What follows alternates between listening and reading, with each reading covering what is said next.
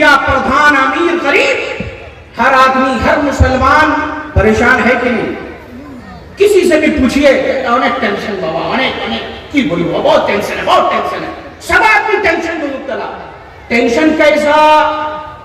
मान लो किसी की शादी हो गई, शादी के बाद उसके यहाँ औलाद नहीं हो रही, बहुत टेंशन है। उसके यहाँ औलाद ही नहीं हो रही, औलाद हो गई नाफरमान। बाप से पूछा गया आपका लड़का कैसे है? तुम्हारे छेले के बदमाश। ठीक। और अब मान लीजिए कि किसी का बिजनेस है, कारोबार है, वो नहीं है, चौपट हो गया। अब जिसका अकीदा खराब है वो क्या कहेगा? मौलवी के पास जाएगा, मौलाना साहब किसी को कोई जादू कर दिया है। मौलाना साहब बोलेंगे हाँ बहुत बड़ा जिन्नात तुम्हारे घर में आ गया है, ये बड़ा बड़ा तावीज लिख के मैं देता हूं, काला और सादा मुर्गे का खून और जाफरान लगा के उसको लिखूंगा, इतना हजार खर्च आएगा, उसको अपने दुकान में लटका देना, तुम्हारे दुकान में बरकत होगी, कस्टमर आए। औलाद नहीं हो रही, नौकरी नहीं, पढ़ने लिखने के बावजूद नौजवान परेशान है। मैं किसी जमाने में जब अहले हदीस नहीं था, हमारी अपनी खाला जिसे मौसी कहते हैं, उर्दू हिंदी जबान में खाला भी कहते हैं, पढ़ने लिखने में बच्चे बदमाशी करते। मैं दूसरी जमात में पढ़ता था। हमारी खाला ने कहा कि ये लड़का बड़ा बदमाश है, पढ़ाई लिखाई नहीं करता, स्कूल जाता है, किताब इधर उधर गायब करके खेलने चला जाता है। एक बहुत बड़े मौलाना साहब के पास गए। मौलाना साहब ने कहा जिन्नात का असर है। मैं बैठा हूं, मुझे याद है, कहा जिन्नात का असर है, बहुत बड़ा जिन्नात आ गया। क्या करना होगा? कहा खूब बड़ा वाला टीना के डब्बा में जैसे वो ब्रिटानिया बिस्किट आती है, कहा वो बिस्किट लेकर के आओ। बेचारी मेरी खाला इंतकाल कर रही है, अल्लाह उन पर रहम करे, अहले हदीस हो के इंतकाल की। उन्होंने बिस्किट लाया, मौलवी साहब ने कई दिन लगाए, हर बिस्किट के ऊपर में ताबीज टाइप का कुछ जाफरान से कलम से कुछ लिखा। हाँ, इस बच्चे को रोजाना सुबह में एक बिस्किट, शाम में एक बिस्किट खिलाना, इंशाअल्लाह बच्चा एकदम पाबंदी से स्कूल में जाएगा, पढ़ लिख करके बहुत बड़ा कामयाब इंसान बनेगा। लेकिन सुनो, मैं बैठा हूं, कहा कि ज्यादा नहीं खिलाना, अगर 2 बिस्किट से ज्यादा 3, 4, 5, 6 बिस्किट खा लिया पागल हो जाएगा, दिमाग करेक्ट कर जाएगा, बहुत चलानी, इसके ऊपर मैंने दुआ लिख के दिया हूं। बच्चा 2 क्लास में पढ़ने वाला, मैंने देखा खाना बनने में लेट हो रहा है, ताखीर हो रही है, खाना इधर उधर है, बच्चे क्या करते हैं भाई? अब उसको चोरी कहे जो कहे अल्लाह माफ करे, जाके बिस्किट का डब्बा खोला, 2-4 निकाला, पॉकेट में रखा, दौड़ के बाहर गया, खुद भी खाया, दोस्तों को भी खिलाया।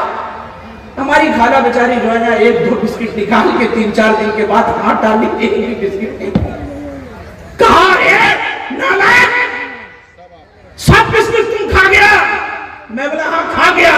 बोले या अल्लाह अब तुम पागल हो जाएगा। मौलाना साहब बोले बहुत जलाली दुआ है।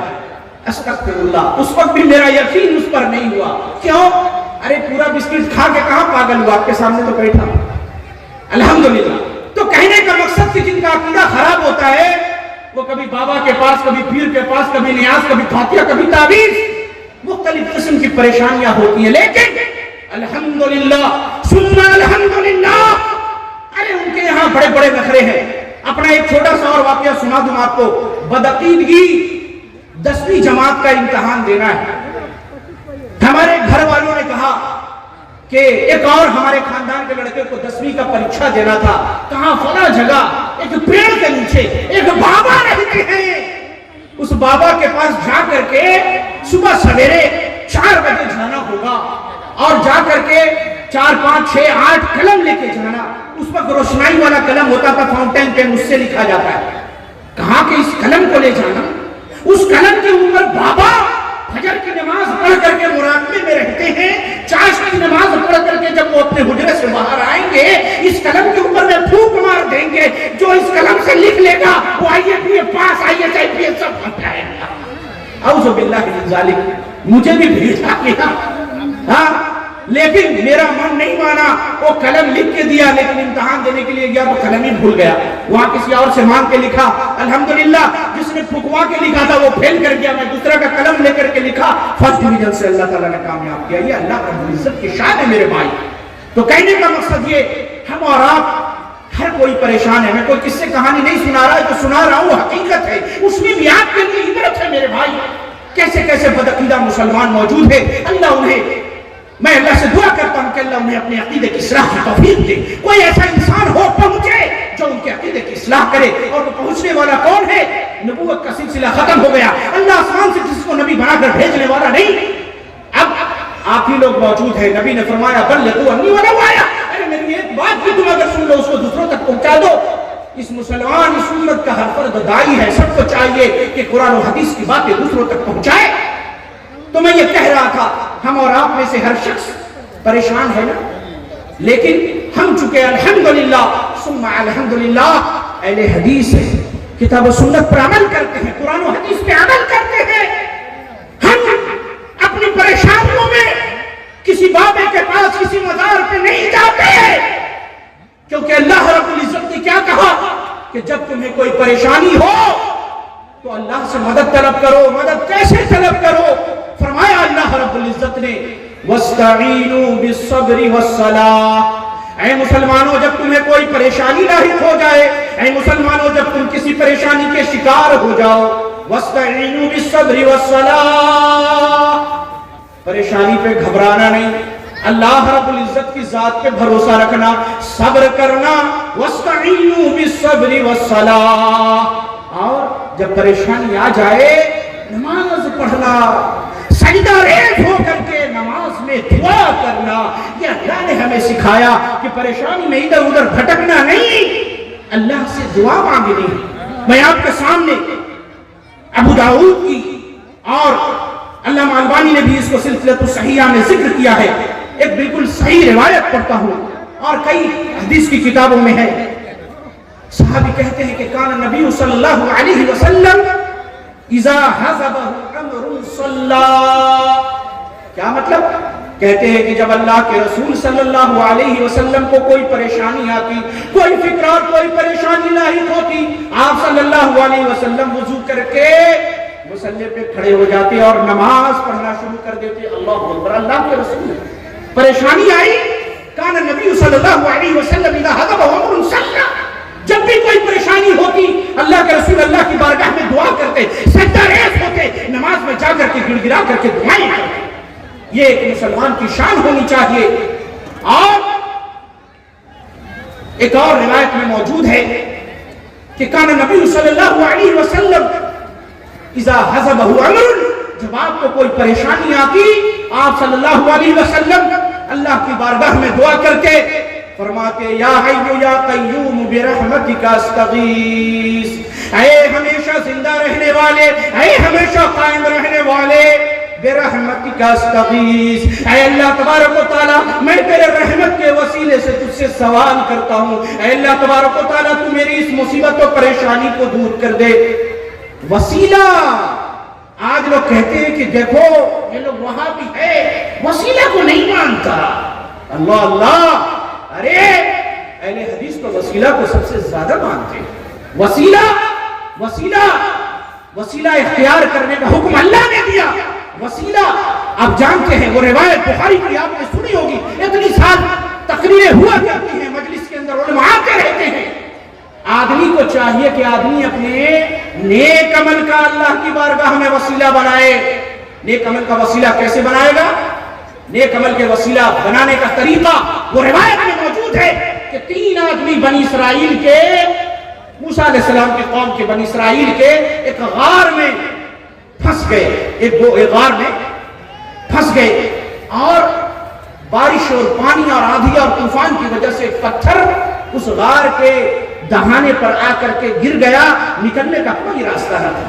تینوں آدمی نے اللہ کی بارگاہ میں دعا کی، اپنے نیک عمل کو وسیلہ بنایا، اللہ تبارک و تعالیٰ نے دھیرے دھیرے تینوں کی دعا سے اتنی جگہ پیدا کر دی کہ وہ لوگ اس سے نکل گئے۔ میرے بھائی، آج اگر آپ کو کوئی پریشانی آ جائے، آپ کہیے اے اللہ میں تیرے تو رحیم ہے، میں تیرے رحمت کا وسیلہ دیتا ہوں، اے اللہ تو میرے اوپر رحم فرما، اے اللہ تبارک و تعالیٰ میں نے تیرے نبی کی رسالت پر میں ایمان لایا، اے اللہ تعالیٰ میں تیری وحدانیت پر ایمان لایا، اے اللہ میرا ایمان ہے کہ قرآن تیری آخری نازل کردہ کتاب ہے، اے اللہ تبارک و تعالیٰ میں مرنے کے بعد سوال و جواب پر یقین رکھتا ہوں، اے اللہ تبارک و تعالیٰ میں سور پھونکے جانے پر یقین رکھتا ہوں، قبر سے اٹھائے جانے پر یقین رکھتا ہوں، اے اللہ میں اپنے اس عقیدے کو، اپنے اس نیک عمل کو تیری بارگاہ میں وسیلہ بنا کر دعا کرتا ہوں، اے اللہ تبارک و تعالیٰ تو میری فلاں اور فلاں مصیبت دور کر دے۔ اللہ تعالیٰ کا وعدہ ہے کہ اللہ اس کی پریشانی کو دور کر دے گا۔ میرے بھائی ایک مومن کو اس طریقے سے اپنے عمل اور نیک عمل کا وسیلہ بنانا چاہیے۔ ایک اور مختصر سی حدیث کہ جب مومن پریشان ہو تو اسے کیا کرنا چاہیے؟ دعا کرنی چاہیے۔ حضرت عبداللہ بن عباس اور عائشہ رضی اللہ عنہا سے بھی فتح المجید کے اندر یہ روایت موجود ہے، امام طحاوی نے بھی اس کو ذکر کیا ہے، علامہ البانی نے اس کی صحیح کی ہے، تصحیح کی ہے، کہا یہ روایت درست ہے۔ حضرت ابن عباس رضی اللہ عنہ کہتے ہیں اللہ کے رسول صلی اللہ علیہ وسلم نے فرمایا کہ جب تمہیں کوئی پریشانی، کوئی مصیبت، کوئی ٹینشن لاحق ہو جائے وضو کرو، 2 رکعت نماز پڑھو اور پھر اللہ رب العزت سے یہ دعا کرو، اللہم انی عبدک وابن عبدک وابن عمتک ناصیتی بیدک ماض فی حکمک عدل فی قضاؤک اسألک اللہم بکل اسم هو لک سمیت به نفسک او انزلته فی کتابک او علمته احدا من خلقک او استاثرت به فی علم الغیب عندک ان تجعل القرآن العظیم ربیع قلبی ونور بصری وصدری وجلاء حزنی وذہاب ہمی وغمی۔ اللہ کے رسول نے یہ دعا سکھائی۔ پوچھ لے کتنے لوگ یہ دعا یاد کر رہے ہیں؟ فرمایا اللہ کے رسول صلی اللہ علیہ وسلم نے کہ جب کسی کو پریشانی ہو یہ دعا کرے، اللہم انی عبدک، اے اللہ تعالیٰ میں تیرا بندہ، وابن عبدک میں تیرے بندے کا بندہ، میں تیرے بندے کا بیٹا ہوں، اے اللہ تعالیٰ اللہم انی عبدک، کیا ہوں میں تیرا غلام ہوں، میں تیرا بندہ ہوں، وابن عبدک اور جو تیرا غلام ہے، جو تیرا بندہ ہے، میرا باپ بھی تو تیرا غلام ہے، تیرا بندہ ہے، میں اس کا بیٹا ہوں، وابن عمتک اور تیری لونڈی کا بیٹا ہوں، میری جو ماں ہے وہ تیری دھاسی ہے، تیری لونڈی ہے، اللہ تعالیٰ میں اس کا بیٹا ہوں، اللہم انی عبدک وابن عبدک وابن عمتک ناصیتی بیدک، اے اللہ میری تقدیر، میری پیشانی تیرے قبضہ قدرت میں ہے، تیرے ہاتھوں میں، ناصیتی بیدک ماض فی حکمک، میرے اوپر صرف تیرا ہی فیصلہ چلتا ہے، جو تو فیصلہ کر دے اسے کوئی ٹالنے والا نہیں، عدل فی قضاؤک، اے اللہ تو میرے بارے میں جو فیصلہ کر دے وہ عدل پر مبنی، اسألک اللہم بکل اسم هو لک، اے اللہ میں تیرے تمام پاک ناموں کو تیری بارگاہ میں وسیلہ بنا کر اس سے سوال کرتا ہوں، اللہم انی اسألک بکل اسم هو لک سمیت به نفسک، اے اللہ میں تیرے اس تمام ناموں کو وسیلہ بنا کر تیری بارگاہ میں دعا کرتا ہوں جس نام سے تو نے اپنے آپ کو موسوم کیا، جو تو نے اپنا نام رکھا ہے، او انزلتہ فی کتابک اور اے اللہ جو تو نے اپنی کتاب میں اپنا نام نازل کیا ہے، او استاثرت به فی علم الغیب عندک یا تو نے اپنے غیب کے اندر جو اپنا نام رکھا ہے، اے اللہ تبارک و تعالیٰ میں اس کے وسیلے سے سوال کرتا ہوں ان تجعل القرآن العظیم ربیع قلبی، اے اللہ اس قرآن کو میرے دل کی بہار بنا دے، میرے سینے کا سرور بنا دے، میری آنکھوں کا نور بنا دے، وذہاب ہمی وغمی میرے غم، میری پریشانی، میرے ٹینشن، میرے مشکلات کو دور کرنے کا ذریعہ بنا دے۔ اللہ کے رسول صلی اللہ علیہ وسلم فرماتے ہیں اللہ اس کے ٹینشن، اس کی پریشانی کو دور کر کے اس کے لیے آسانی مہیا کر دے گا۔ اللہ اکبر، کتنی بڑی بات۔ لیکن اب میں اپنے اصل موضوع کی طرف آتا ہوں کہ ہمارے پاس ایک مومن کے پاس ہتھیار کیا ہے میرے بھائی؟ اگر دکھ ہو، پریشانی ہو تو کیا ہے ہمارے پاس حل؟ صرف اور صرف ایک حل ہے میرے بھائی۔ آپ کسی کی دنیا میں سفارش لگا لے، پیر بھی لگا لے، ہو سکتا ہے وہ سفارش و پیر بھی کام نہ آئے، کسی کو پیسہ دے، رشوت دے، گھوس دے، کچھ بھی کر ڈالے، جو ہونا ہے وہ ہو کے رہے گا۔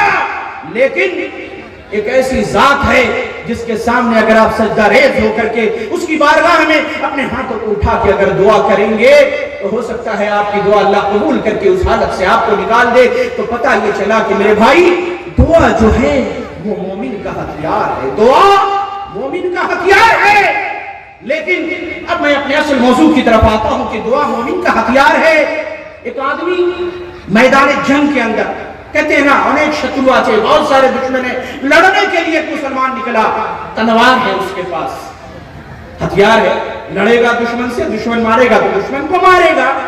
تلوار پہ زنگ لگا ہو, تلوار کی دھار خراب ہو, تلوار بالکل بوتر ہو, اس پہ کوئی دھار ہی نہ ہو, اگر وہ اس تلوار سے کیلا کاٹے تو شاید وہ بھی نہ کٹے, بالکل بیکار. تو اگر میدان جنگ میں ہتھیار جو ہے وہ زنگ لگ جائے, بیکار ہو جائے, وہ ہتھیار اس کے کس کام کا. اسی طریقے سے میرے بھائی مومن کا ہتھیار اس کی دعا ہے. بڑے سے بڑا ظالم و جابر و سرکش آ جائے, زمین اپنی کشادگی کے باوجود آپ کے لیے تنگ ہو جائے, لیکن اللہ کی ذات تو آسمانوں پہ موجود ہے, اس کے بارگاہ سے آپ خالی ہاتھ نہیں لوٹیں گے. لیکن اگر آپ کی دعا جو آپ کا ہتھیار ہے اگر وہی زنگ آلود ہو جائے, کتنے بڑے افسوس کی بات ہے, کتنے خسارے کی بات ہے, کتنے بڑے مطلب کہ پشیمان ہونے کی بات ہے کہ آپ کا ہتھیار, مومن کا ہتھیار دعا ہے. آج ہم اور آپ میں سے ہر کوئی دعا کرتا ہے, لیکن ہماری دعا قبول نہیں ہوتی. کیوں نہیں قبول ہوتی؟ دعا کی قبولیت کے لیے شرط ہے, علماء نے شرط مقرر کی ہے قرآن و حدیث کے اندر. سب سے بڑی چیز کیا ہے؟ عقل حلال. اگر انسان حلال نہ کھائے, حرام کھائے, اس کی دعا قبول نہیں ہونے والی. آج اللہ کے رسول صلی اللہ علیہ وسلم کی ایک حدیث صحیحین کی روایت اندر موجود, اور اس مفہوم کی کئی روایتیں متعدد کتب حدیث کے اندر موجود ہے مختلف الفاظ کے ساتھ. اللہ کے رسول صلی اللہ علیہ وسلم نے فرمایا, یاتی علی الناس زمان, اے میرے امت کے لوگوں سنو, یاتی علی الناس زمان, لوگوں کے اوپر ایک ایسا زمانہ آنے والا ہے, لوگوں کے اوپر ایک ایسا دور آنے والا ہے. یاتی علی الناس زمان لا یبالی المرء ما اخذ من الحلال ام من الحرام. انسان کے پاس جب مال آئے گا اسے اس کی کوئی پرواہ نہیں ہوگی, مال حلال کا ہے یا حرام کا ہے.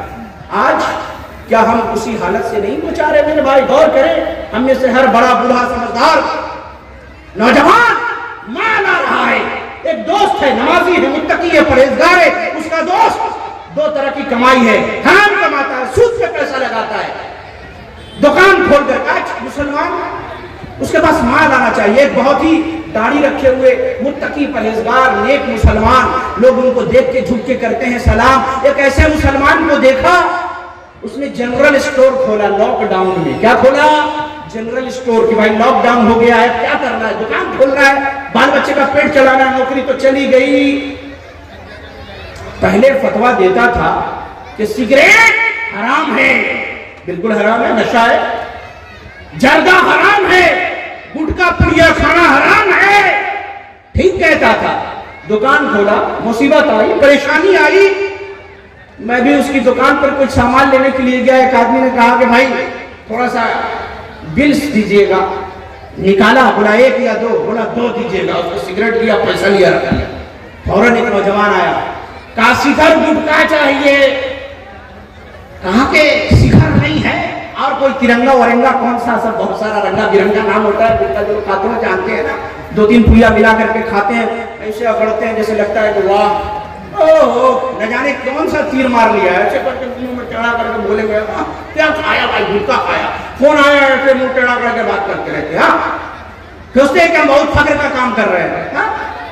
میرے بھائی یہ سائنس کی تحقیق ہے کہ جو لوگ یہ کھاتے ہیں ان کے گلے کے اندر جو غذا کی نلی ہے وہ تک سڑ جاتی ہے. میں نے دیکھا ہے زیادہ سے زیادہ گٹکا کھانے والوں کو, کہ ایک شخص تھا اس کے سانس کی نلی بالکل سڑ گئی. اور آپ دیکھتے ہیں کہ سگریٹ, گٹکا, پان, تمباکو, کھینی, بیڑی جو بھی کھا لے, سب کے اوپر لکھا ہوا رہتا ہے کہ یہ کازز کینسر, جس سے کینسر ہے.